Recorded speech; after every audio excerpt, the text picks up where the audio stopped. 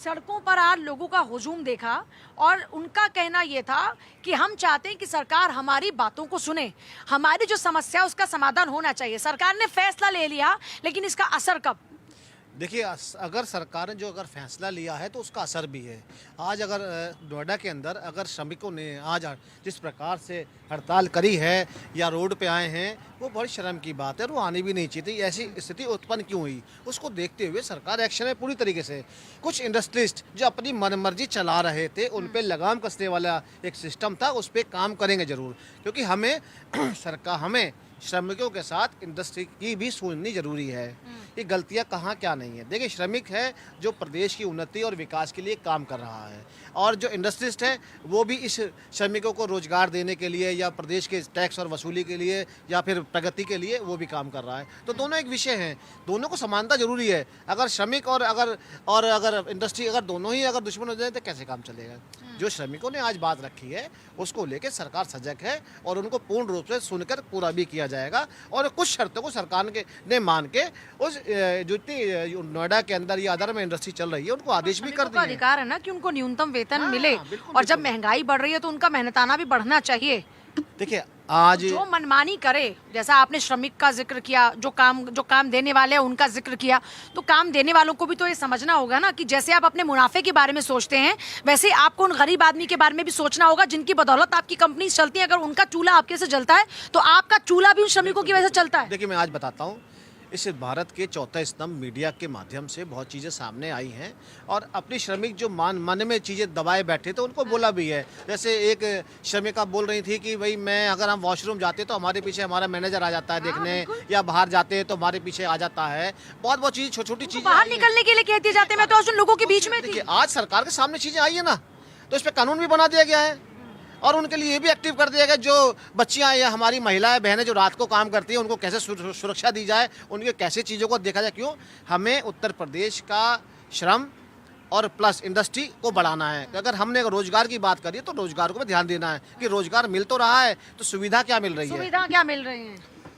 देखिए, अभी जब श्रमिकों ने डिमांड की और हड़ताल की, उसके बाद योगी जी ने सुनवाई की। सर, ये फैसला तो पहले लिया जा चुका है। हाँ, लिया जा चुका है। यूपी और दिल्ली कोई दूर दूर तो है नहीं, नोएडा सटा हुआ है दिल्ली से, तो कम से कम इतनी तो सैलरी मिलनी चाहिए। के आसपास ही है। यूपी बहुत छोटा सा प्रदेश है, दिल्ली बहुत बड़ा सा प्रदेश है।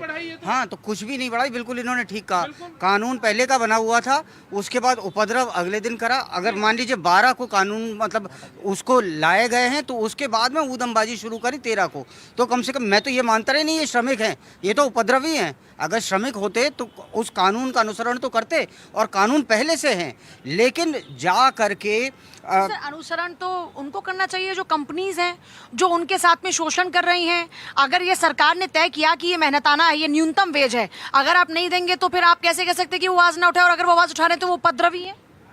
वो आवाज, और उपद्रवी तो हर प्रोटेस्ट में अपने आप आ जाते हैं। सर, श्रमिक आवाज नहीं उठाएंगे तो क्या करेंगे आप बताइए? गाड़ी नहीं फूकता। हाँ बिल्कुल, श्रमिक क्या गाड़ियां फूकता है, लोगों को मतलब चोट मारता है, ये श्रमिक करता है, ये श्रमिक का अधिकार है। श्रमिकों को उपद्रवी कह रहे हैं, मैं वहाँ पर थी ना सर, मैं वहाँ पर थी, मैंने खुद देखा। मेरी बात सुनिए, जब सर बात कर रहे थे तब भी ये बात हुई थी। आपने कहा कि श्रमिकों को अधिकार है, वो भी जा सकते हैं, वो भी अपना रिवोल्ट कर सकते हैं। तो क्या दूसरों को मारने वाला व्यक्ति श्रमिक होता है या वो उपद्रवी होता है? वो कोई पॉलिटिकल एजेंडा लेके आया है, ये कहीं ना कहीं पॉलिटिकल पार्टीज द्वारा ही करा हुआ है। ये बड़ा सिंपल सी बात है और कुछ भी नहीं है। और तो और योगी जी ने, आपकी नजर में उनकी मांग जायज है कि नहीं? एक सेकंड मेरी बात सुन लीजिए। जो कानून पहले भी थे, योगी जी ने करा क्या कि उसको टू द लास्ट लेवल वो ले गए। उन्होंने कहा भैया आपको दिक्कत है आप फ़ोन पे दर्ज कर दीजिए, आपको दिक्कत है तो आप जो वेबसाइट है उस पर जा कर के लिख दीजिए, आपको दिक्कत है आप फिजिकली कोर्ट में प्रेजेंट हो जाइए। ये नई चीज़ों से उसको कठोरता से लाने का एक प्रयास करा गया है। इसमें सिर्फ गौतम बुद्ध नगर है अभी शामिल, यानी कि ग्रेटर नोएडा और नोएडा। तो इसमें जानबूझ के सिर्फ अगर नोएडा में ही दंगा हो रहा है तो वो सस्पिशियस है। जी नहीं, श्रमिकों के लिए सबको खड़ा होना पड़ेगा साथ में, क्योंकि श्रमिक ही कोई काम करता है तब कहीं जाके ये बिल्डिंग जो आप और हम ऊंची ऊंची देख रहे हैं। और पता है आपको, जब वो श्रमिक बना के चले जाते हैं फिर इसमें एंट्री नहीं होती है उन लोगों की। एक दर्द ये भी है, पर कोई बात नहीं, एंट्री ना हो लेकिन उन्हें उसका हक जो बनता है उनका वो तो देना चाहिए ना। यहाँ पर सरकार को एक काम करना चाहिए, ये मेरी सलाह भी है, भाई बीजेपी के खड़े हैं यहाँ पर, कि जो उनका हक मार रहे हैं उन पर कड़ा एक्शन लें।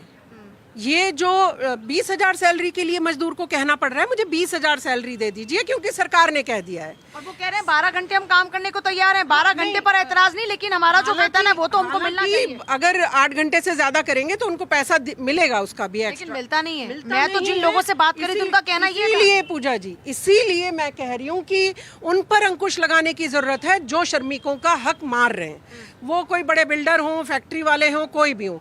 लेकिन जैसा मेरे भाई कह रहे थे, श्रमिक पर उंगली नहीं उठा रहे हैं हम लोग। बीच में कौन गुंडा घुसा, बीच में किस गुंडे ने उकसाया, किस गुंडे ने पत्थर मारा, और श्रमिकों की जो असली आवाज थी, असली बात थी, उसको बदल के रख दिया। अब आप पर हम चर्चा कर रहे हैं गुंडा कौन था, पत्थर किसने मार दिया, बस किसने फोड़ दी, गाड़ी किसने तोड़ दी। यानी श्रमिक की आवाज सरकार के कानों तक ना पहुंच जाए, इसके लिए कुछ इस तरीके की पार्टी, वो मेरे को नाम लेने की जरूरत नहीं है, वो अपने उपद्रवी भेजते हैं और पूरा पैटर्न बदल देते हैं। बेटियों को भी न्याय क्यों नहीं मिल पाता है, हर चीज में राजनीति घुसा देंगे। कोई न्याय के लिए लड़ाई लड़ने चलेगा, ये अपनी लेकर आ जाएंगे, कोई किसी के लिए स्कूटी पे दौड़ जाएगी। तो यहाँ पर न्याय नहीं लेने देंगे, मजदूरों को भी उसी भ्रम में घुमा देंगे। अब बात कहाँ टिक जाएगी, हर कोई किस पर चर्चा करेगा, बस क्यों टूटी, गाड़ी क्यों टूटी, फलाना क्यों हुआ। अरे भाई सीधी बात है, मजदूर को उस मालिक ने हक नहीं दिया, इसका हक देने के लिए मालिक को बॉन्ड करना चाहिए सरकार को। तो सर, सरकार जब बाउंड कर रही है उसके बावजूद उसके नतीजे नजर क्यों नहीं आ रहे हैं अभी फिलहाल? देखिए, बहुत सडन हुआ ये। परसों शनिवार को डीएम साहब ने, प्रशासन ने बैठक बुलाई और औद्योगिक संगठनों और श्रमिक संगठनों को बुलाया और कुछ तय किया गया। ये सब तय हो चुका परसों, तो आज ये तोड़फोड़ की क्या आवश्यकता हो गई? तो ये निश्चित रूप से कोई यहाँ के तो वर्कर है नहीं, ये तो बाहर से आए हैं। और आप देखेंगे कि इसके पीछे 2-3 और कारण हम लोगों के नज़रों में आते हैं। कोरोना काल में मामला जमा तो वर्कर यहाँ से पलायन कर गए। किस लिए कर गए? कि उनके आवास की व्यवस्था नहीं। मैं एक एसोसिएशन है, मैं सेमी इंडस्ट्रियल एसोसिएशन नोएडा, तो 4 उद्देश्य हमारे मुख्य रूप से हैं: उत्पादन, राजस्व, रोजगार और श्रमिकों के कल्याण के लिए हम लोग आवाज़ उठाते रहे हैं। उनका अगर घर होता यहाँ वर्करों का, तो वो पलायन नहीं करते। लेकिन ये शासन चाहता है, लेकिन प्रशासन उसको रोक लेता है। हम बराबर लिखते रहे हैं कि माननीय मुख्यमंत्री जी और प्रधानमंत्री जी चाहते हैं कि उद्योग बढ़े और श्रमिकों का कल्याण हो, लेकिन यहाँ प्रशासन जो है वो इसको रोक लेता है। प्राधिकरण है यहाँ, सर्वे सर्वा जो कुछ करने वाला, वो आगे बढ़ाते ही नहीं फाइल को। वो यहाँ श्रमिकों को आवास की व्यवस्था क्यों नहीं करते हैं? आज भी ये जो कारण बन रहा है ना, अगर श्रमिकों को आवास की व्यवस्था, और हम लोगों ने उनके कल्याणकारी कार्य के लिए ईएसआईसी में आप चले जाएं, उनको इलाज नहीं मिलता। ईएसआई छोड़िए, मैं जो सर बात कर रही मैं जो थी बता रहा हूँ आपको, सर, ये मैं उसी जो से लोगों जुड़ी से हुई बात